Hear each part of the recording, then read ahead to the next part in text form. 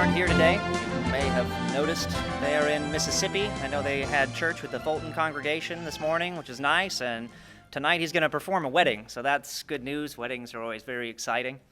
Everybody's talked about how crazy the weather is, so if you're not enjoying a balmy mid-70s day, then by all means come to Texas and join us. Take up some of this humidity. It would be great. No doubt you've noticed some of the evidence, though the weather would not be one. But the little bells are ringing, ding-a-ding-a-ding, right? The drive home at night is unusually well lit, is it not? And you may already be tired of the music, possibly, or the TV specials. I mean, good grief, Charlie Brown, take a year off, man. These depressed kids. Inflation has kept Lucy home. Psychiatry is now 50 cents. She just added a zero. No. They call it the holiday season, right? And we are in the thick of it, or we're approaching the thick of it. It's getting thick. They call it the most wonderful time of the year, which I looked up the words to that song. It's kind of creepy, at any rate. Pass on over that there.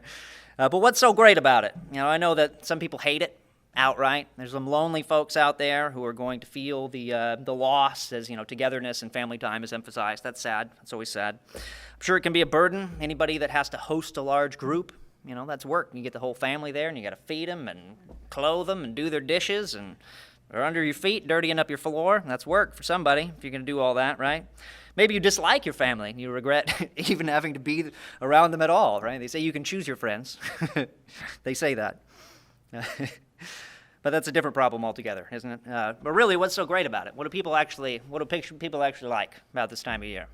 I'll tell you what I like. I like the twinkly lights. I do like twinkly lights because they're cute. What am I supposed to do? They're cute. What am I going to do about it? They make for a very pleasantly, softly lit atmosphere. It's great on your patio or, you know, nice outdoor dining area. Pretty nice. Pretty nice. The reading lights in my daughter's room are actually little Christmas lights, little twinkle lights. They're woven through the back of the headboard.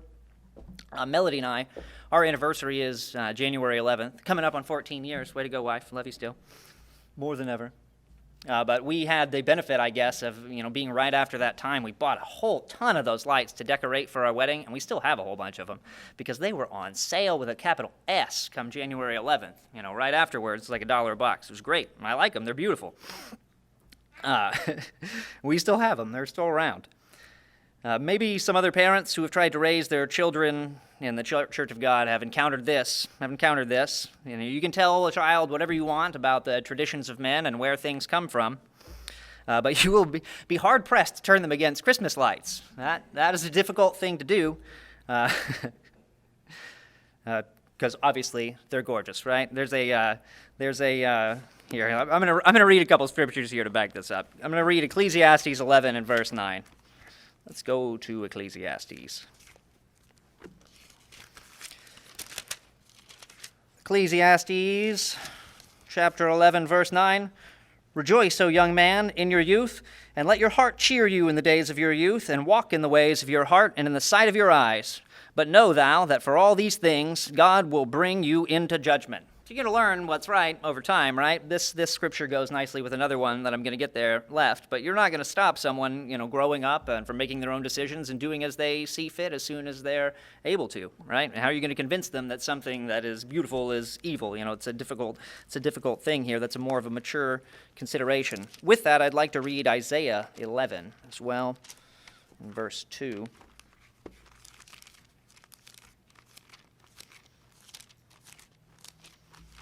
If I ever get to chapter 11. And the Spirit of the Lord shall rest upon him, the Spirit of wisdom and understanding, the Spirit of counsel and might, the Spirit of knowledge and the fear of the Lord. And shall make him of quick understanding in the fear of the Lord, and he shall not judge after the sight of his eyes, neither reprove after the hearing of his ears. But with righteousness he shall judge the poor, and reprove with equity the meek of the earth. And he shall smite the earth with the rod of his mouth, and with the breath of his lips he shall slay the wicked. So one of them, you know, as you grow up and you're a young, wild person, you judge according to the sight of your eyes, as we all do. It's hard to get much farther than that then, but we know one is coming who has understanding beyond that, and that, I feel like that applies to this situation, and it applies to a lot of things when, certain elements have insidiously crept in, maybe, where it seems pleasant, it's nice, it's got this aura about it, but that is not the end of judgment. The end of judgment is deeper than that. It's the meaning behind it. It's not just that it might be tasty or pleasant for the moment. It's deeper than that. I'm going to tell a story about my dad when he was a little kid. Maybe he's told this story before. The city of Pasadena, I think, they deck everything out for Christmas, and maybe he was a little guy. Maybe it was they got all sorts of stuff on the street lights and things like that. Maybe he was finally old enough to notice and to talk about it with his parents. And my grandpa was telling him that they were, where they came from, and that they were filthy abominations, and he parroted back, pretty filthy abominations. That's what it comes down to with a little kid. You tell them whatever you want, but those are some pretty twinkly lights over there. So how are you gonna undo that? My daughter, when she was of a similar age, asked if we could have lights, and so we told her we could put them up for the 4th of July, the same lights from our wedding, right? And so we call it the 4th of Julights. I don't go on the roof, all right? So it's just kind of trashy. It's around the yard like an obstacle course, but we have fun for that evening, go out there and run around with it. What about the music? Oh, the holiday music. It's a mixed bag, Da, da, da, da, da, da, da, da. I really wish that I didn't like this song, but I do. I can't help it. It's catchy, all right? Try not to listen to it, all right? Jingle Bells, a sleighing song, that's just seasonal, Sets itself up nicely for a metal cover, a sleighing song. No, maybe not. I was in the band in high school. And we had a winter concert every year. You know what that means. And the music changes, but every year, literally every single year, we played the song Sleigh Ride, and it was just soul-crushing monotony, because you start playing that music months before, and by year 2, year 3, year 4 of doing it over and over again, man, you're really tired of Sleigh Ride. It's second only to like Pomp and Circumstance that they play for graduation, and that's only because you have to sit there for hours and play it over and over again while every single person walks by. But now, honestly, I love Sleigh Ride, because not only is it a jam, which it is, but now it's nostalgic. Now I remember friends in high school and all that. That's a good song, too. Doesn't have anything to do with Christmas.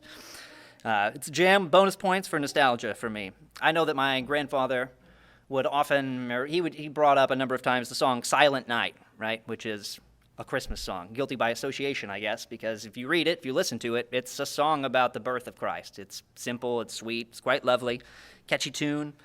There's nothing wrong with that, is it? Is there? Is there anything wrong with music, generally speaking, seasonal music, anything like that? There's music all through the Bible, songs in Exodus, songs of Moses, Miriam, there's Deborah and Barak and the Judges, of course, David and all the Psalms, Christ. Essentially, Christ's last request was to sing a song with his disciples before he went out, and then he prayed, and, where things went after that. Music is a wonderful thing. The 144,000 at the end in the book of Revelation, they'll sing a new song. The Song of Moses is mentioned again back there. So nothing really wrong with music, is there? Presents. Everybody hates presents, I know. I hate getting things, personally. But being generous and giving with those that you love or with people that are less fortunate, have a need, something like that, it's a virtuous thing to do. There's the gift of giving.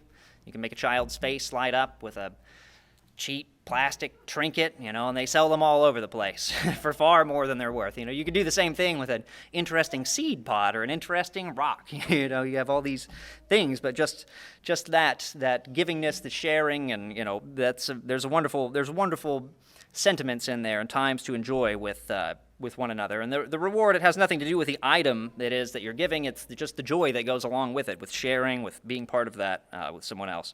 I'd like to read Luke chapter 6, verse 38. Shorten. You don't have to turn there if you want to take my word for it, but you don't have to. I know you brought your Bibles for a reason. Luke chapter 6, and verse 38.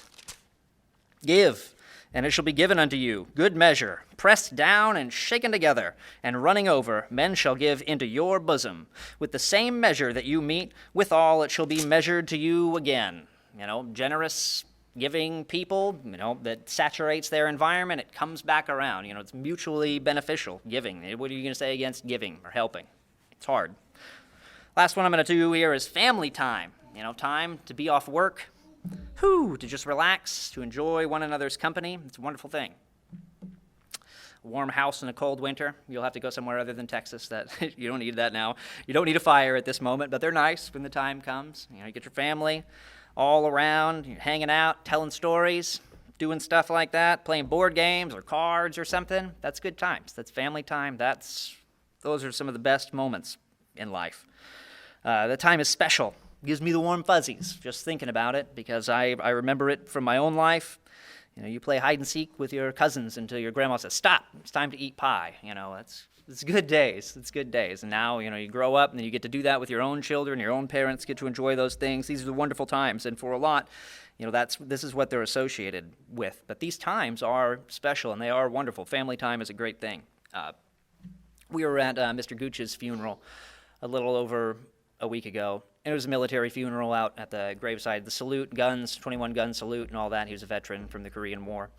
Afterwards, went back to a family home and took turns speaking, do the whole thing, with the more personal stuff outside of the military funeral.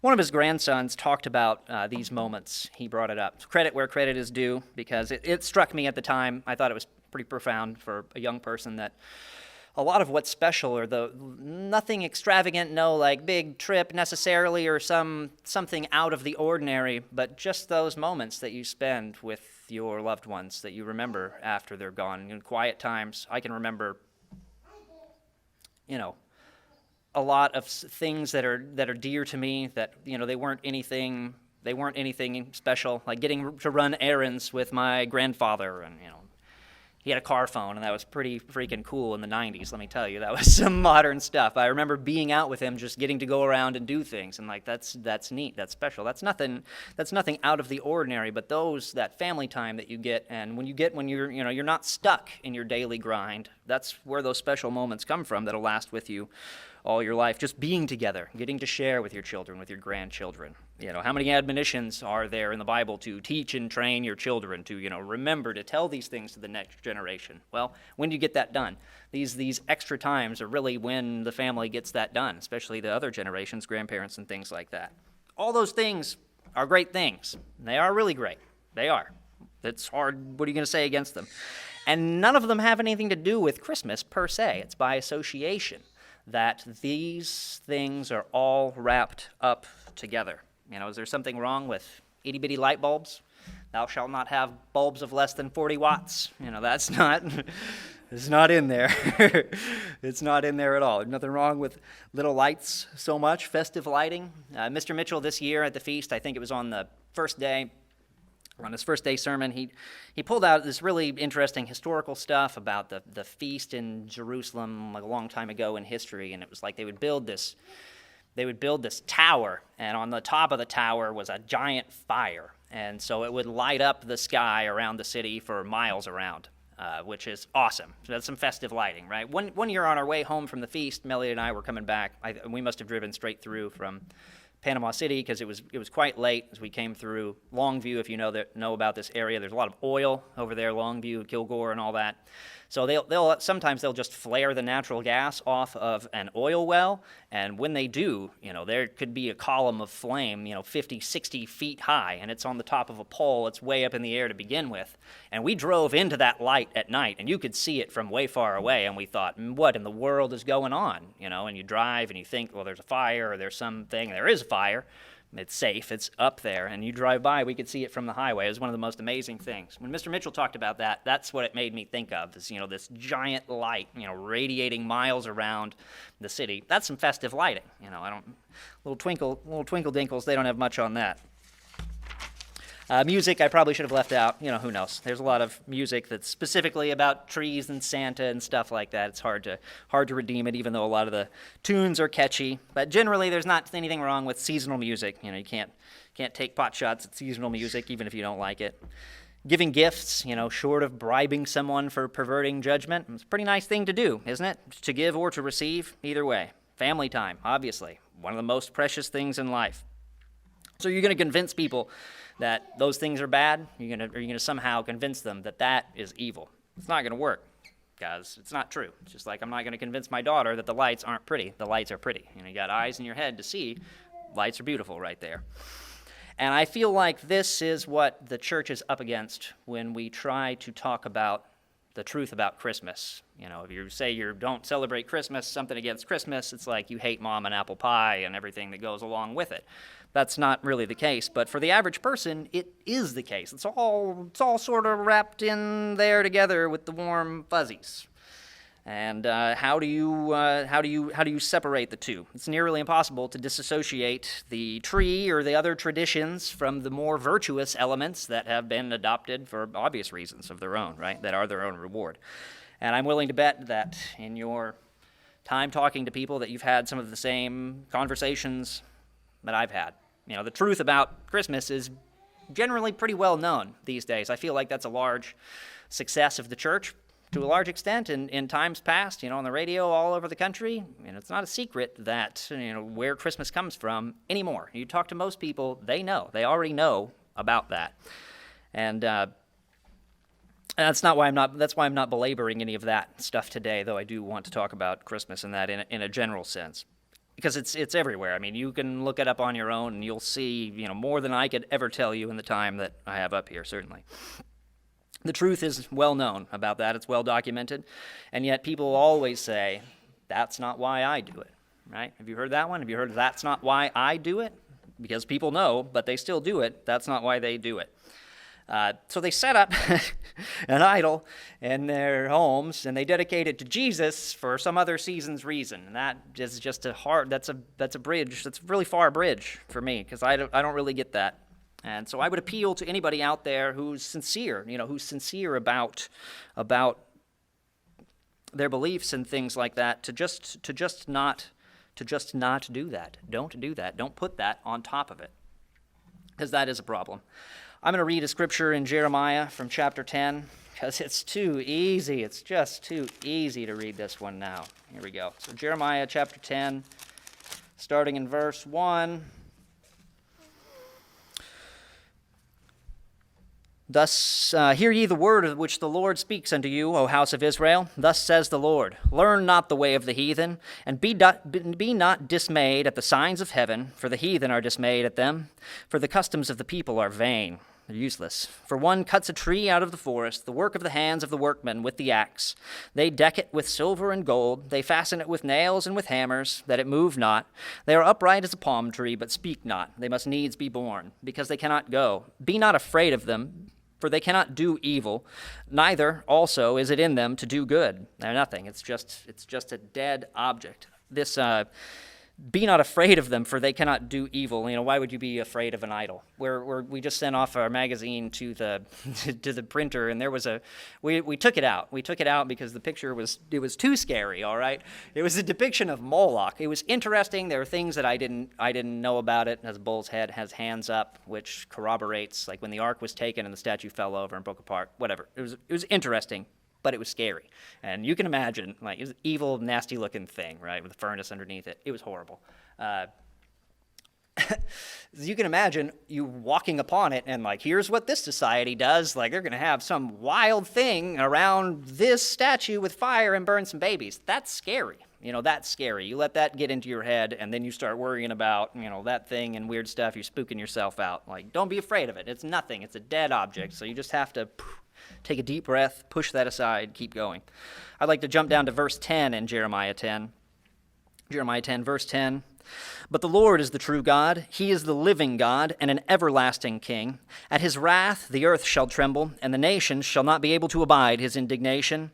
Thus shall you say unto them, the gods that have not made the heavens and the earth, even they shall perish from the earth and from under these heavens. So, when all of the little g gods perish from the earth, and we don't remember them anymore, are we still going to continue setting up their symbols everywhere? Are we just going to adopt that and make that part of the true religion? Does that make a whole lot of sense? Does that seem like a very wise thing to do? Reading Kings, you'll come across this this burning incense in high places. Maybe you're familiar with that phrase because it comes up a lot in there. It's something that the Israelites did. It's mentioned starting in Kings 3:3, right, with Solomon. It's mentioned about him even before he receives the confirmation of the promises that were given to David. It comes up, I think, 10 more times there recently, like as you go through the Kings, as a constant source of irritation that the people would have these high places and they would be burning incense there. They're worshiping more than just God. Even if the true religion continued along with that, it irritated him. It comes up over and over again that, yeah, they did good, but they were still burning incense in the high places. There's still all this rigmarole that they're attached to for whatever reason. They can't seem to get rid of them, and that's locked in. As we are locked into a society, they didn't push everybody out from around them like they were supposed to, and so they were in a society that did these things, and they were drawn into it over time, and it became part of what they did as well. Didn't make God very happy. At 2 Kings 18, Hezekiah finally removed them. Josiah had to do the same things later. That's in 2 Kings, the 22nd and 23rd chapters. At the same time, Hezekiah had to get rid of the bronze serpent that Moses had made. You'll remember the fiery snakes came through and he made this thing. The people had to look on it and they believed they were going to be healed. They were healed. Well, he had to destroy it because it had become a problem. So I'd like to read in 2 Kings here. 2 Kings chapter 18. Oh, I'm in Kings over here.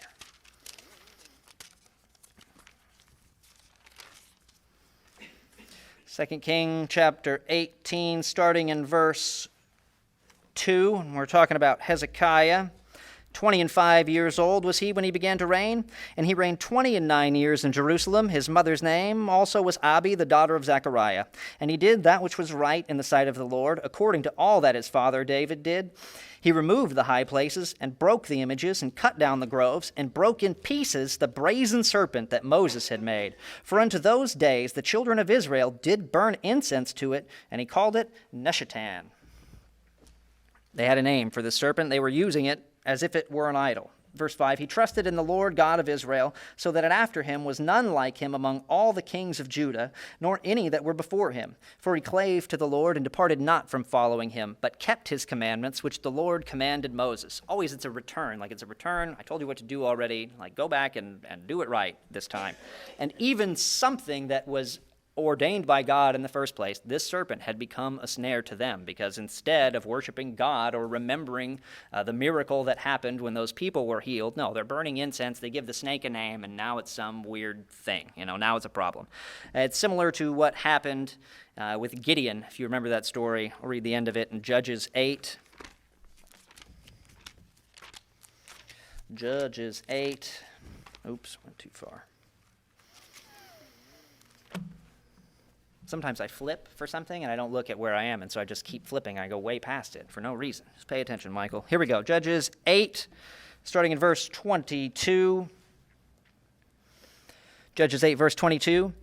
Then the men of Israel said to Gideon, Rule thou over us, both you and your son's son also, for you have delivered us from the hand of Midian.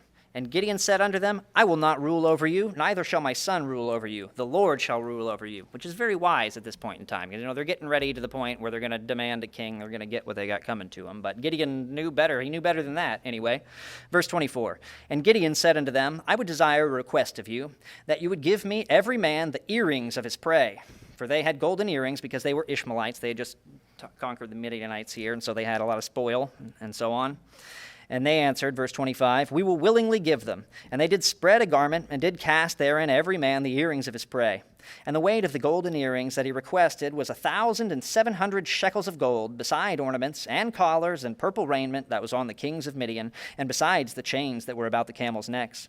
And Gideon made an ephod thereof, and put it in his city, even in Ophrah. And all Israel went thither a-whoring after it, which thing became a snare unto Gideon and to his house. An ephod is a priestly garment, right? It's a special thing about being clean and all that. He makes a golden one. He's probably doing it to commemorate. He's probably doing that. He did it to commemorate their deliverance from the Midianites, right? But even though it's got this good theme, he's got this good idea. What does it become? It becomes a snare to the people, and it has to, ends up being a problem. It gets away from them over time. And over again in the Bible, we can see examples of some custom emerging that gets in the way of worshiping God, something that takes its place even. And I would compare to the way, that Christmas was Protestantism slowly allowed Christianity to, re-enter it. And then, what kind of progression are we talking about here? Maybe they, picked up on that it was the birth of Christ on the 25th. So it starts out as a religious observance, and then the tree, but then all this other stuff that they were initially, against comes creeping in. And that's interesting history if you read about the progress of how people felt about that in England and in the United States in the early days. Christmas didn't come to be what it is now until relatively recent times, and that's something that those people who separated themselves from Europe for religious reasons to not be ensnared in a system that they considered idolatrous and evil, they knew better than to re-embrace these things or to allow them. The American Revolution example of George Washington attacking the Hessians on Christmas is just priceless because they're Germans. They're all drunk and passed out and everything. Well, it doesn't mean anything to the colonists. They're going to cross the river and, oh, sorry about that. That's what you get for sleeping in church.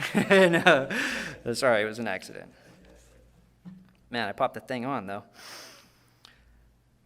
Okay. Jesus addressed that, didn't he? And here we're going to go over to Mark chapter 7 and verse 7. I'd like to read Mark chapter 7, verse 7.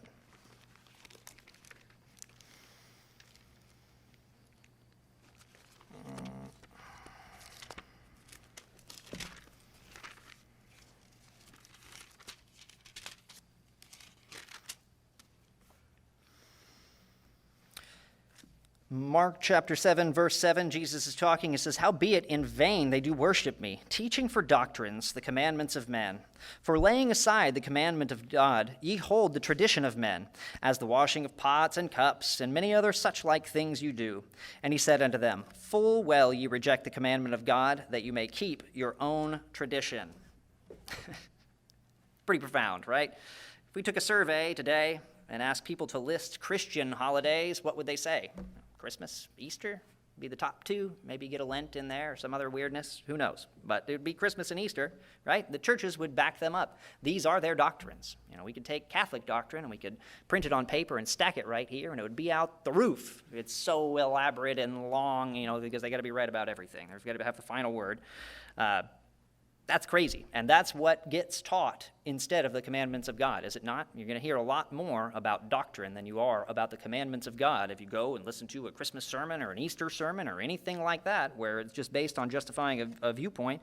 That's what you're going to hear. It's not going to be a lot out of here because there's not in there. It's not in there. So saying that you're doing something just to honor God doesn't necessarily make it okay, does it? If the golden ephod or the brazen serpent or anything like that, does it make it okay? It wasn't okay. It became a problem. We can make up special occasions if we want to. We can do that. There's really nothing wrong with that, is there? We have Thanksgiving. We have the 4th of July. They're great. All the good things we talked about, music, family, food, it's great. You can have all that in these same occasions. And in the Bible we read about, Esther, the Feast of Purim.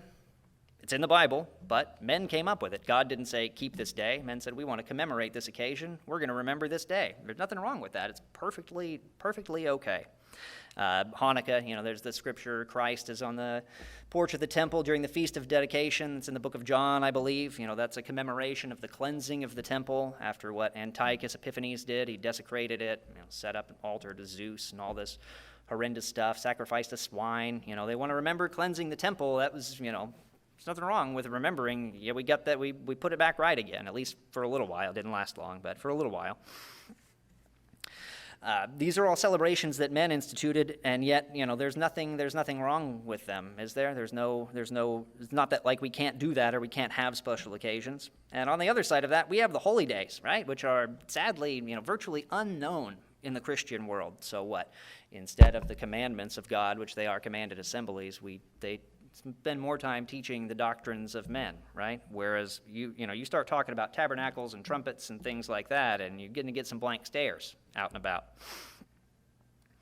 I really like that the holy days fall logically, right? The God's calendar is in tune with the seasons. The first month doesn't start till the barley's in the ear, whichever it is, and that makes great sense.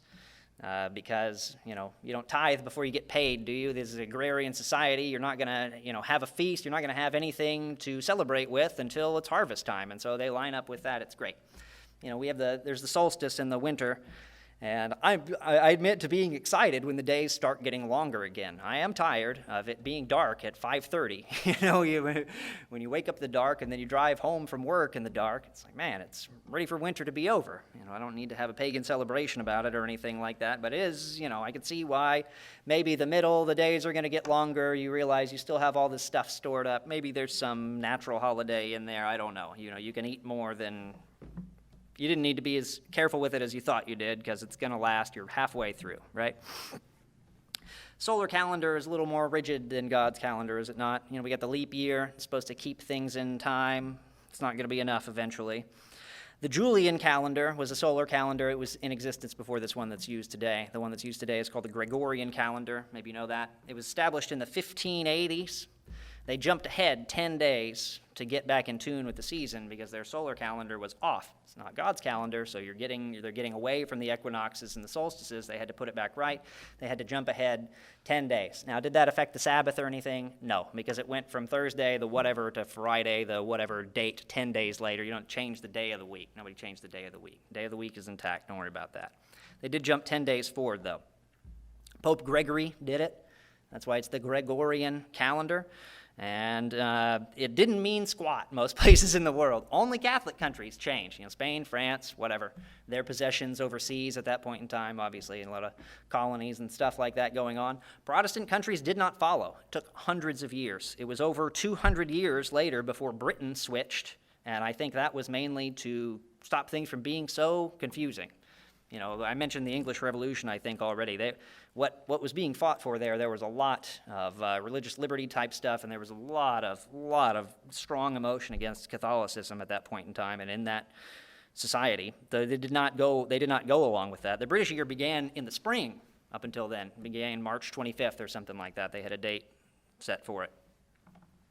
To begin the year in the dead of winter is a Roman Catholic notion.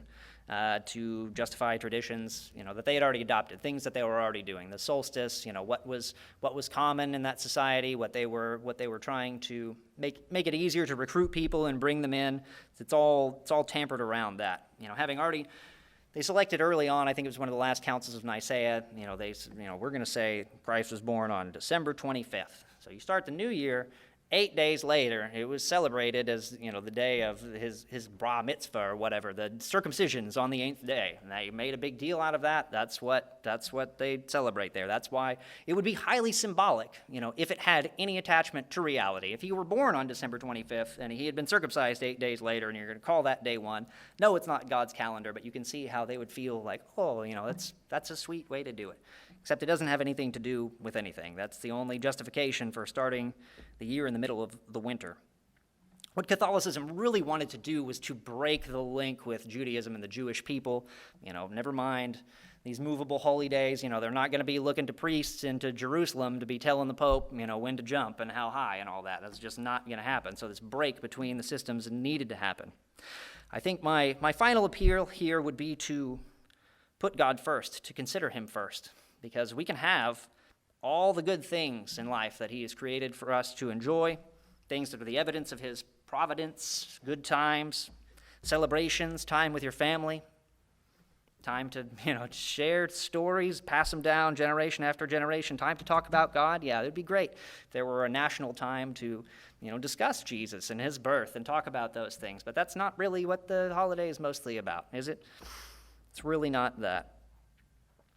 All of that stuff is okay, though. We can eat and drink, we can sing and dance, and pop firecrackers to our heart's content. None of that offends God. None of that is against him.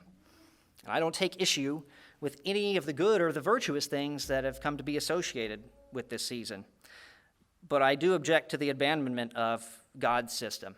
I object to his worship being tied up with idols. It seems like it's just a smack in the face, to say, well, God, I'm setting this idol up for you.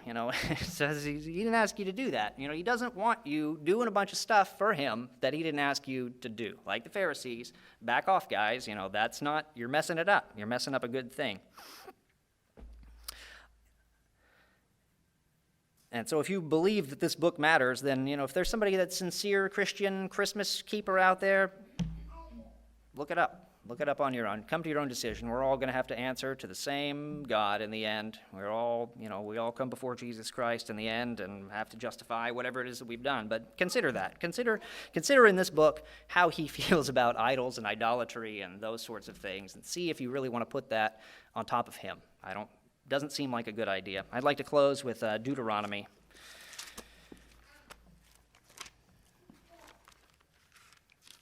Deuteronomy chapter 4.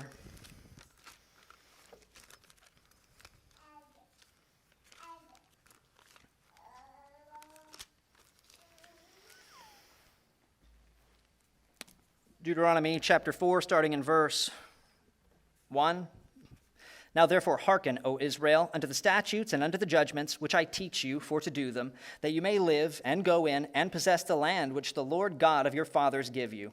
You shall not add unto the word which I command you, neither shall you diminish aught from it, that you may keep the commandments of the Lord your God which I command you. I'd like to jump down to verse 7. For what nation is there so great, who hath God so nigh unto them, as the Lord our God is in all things that we call upon him for? And what nation is there so great, that has statutes and judgments so righteous as all this law which I set before you this day? Only take heed to yourself, and keep your soul diligently, lest you forget the things which your eyes have seen, and lest they depart from your heart all the days of your life. But teach them to your sons and to your sons' sons. Let's jump down to verse 15. Take ye therefore good heed unto yourselves, for you saw no manner of similitude on the day that the Lord spoke unto you in Horeb out of the midst of the fire, lest you corrupt yourselves and make you a graven image, the similitude of any figure, the likeness of male or female, the likeness of any beast that is on the earth, the likeness of any winged fowl that flies in the air, the likeness of anything that creepeth upon the ground, the likeness of any fish that is in the waters beneath the earth. And lest you lift up your eyes unto heaven, and when you see the sun and the moon and the stars, even all the host of heaven, should be driven to worship them and serve them, which the Lord your God has divided unto all nations under the whole heaven. He gave those things for a reason, but they are not to be worshipped. And these customs are directly based on that. It is absolutely unavoidable. Let's jump down to verse number 23. Take heed unto yourself, lest you forget the covenant of the Lord your God, which he made with you, and make you a graven image, or the likeness of anything which the Lord your God has forbidden you. For the Lord your God is a consuming fire, even a jealous God. When you shall beget children and children's children, and you shall have remained long in the land, and shall corrupt yourselves, and make a graven image, or the likeness of anything, and shall do evil in the sight of the Lord thy God, to provoke him to anger, I call heaven and earth to witness against you this day, that you shall soon utterly perish from off the land whereunto you go over Jordan to possess it. You shall not prolong your days upon it, but shall be utterly destroyed. And the Lord shall scatter you among the nations, and you shall be left few in number among the heathen, whither the Lord shall lead you. And there you shall serve gods, the work of men's hands, wood and stone, which neither see, nor hear, nor eat, nor smell. But if from thence you shall seek the Lord your God, you shall find him, if you seek him with all your heart and with all your soul. When you are in tribulation and all these things are come upon you, even in the latter days, if you turn unto the Lord your God and shall be obedient unto his voice, for the Lord your God is a merciful God, he will not forsake you, neither destroy you, nor forget the covenant of your fathers, which he sware unto them. I would say let's do that.